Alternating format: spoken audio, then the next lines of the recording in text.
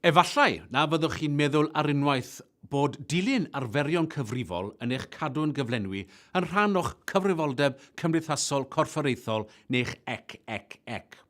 Ond, drwy wrando ar gyflenwyr a chwsmeriaid a gweithio gyda nhw, fe allwch chi gryfhau eich perthynas â phobl, mynd i'r afel a phroblemau'r gadwyn gyflenwi a gweld cyfleoedd newydd.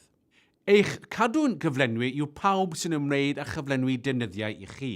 Mae hyn yn cynnwys y rheini sy'n cyflenwi deunyddiau i'ch cyflenwyr. Efallai na fi gennych chi berthynas uniongyrchol â rhai o'r rhain. Mae nifer o fanteision ynghlwm wrth ddatblygu arferion cyfrifol yn eich cadw'n gyflenwi.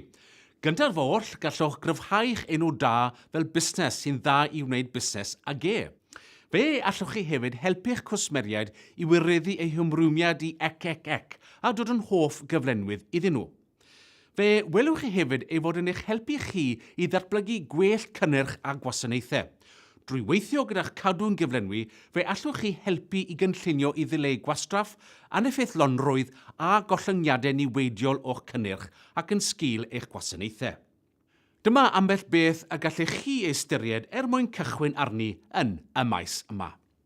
Gyntaf oll, rhestrwch eich cwsmeriaid a'ch cyflenwyr a nodwch broblemau posib yn eich perthynas yn nhw.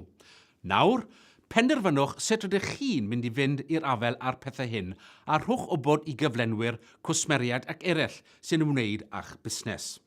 Gallwch feithrin hyder drwy gynnal safonau uchel ym maes pethau hanfodol, enghraifft talu gyflenwyr a darparu nwyddau mewn pryd. Gwneud yn siŵr eich bod chi'n parchu cwsmeriaid a chyflenwyr. Mae hyn yn sicr yn help i ddatblygu gwell perthynas.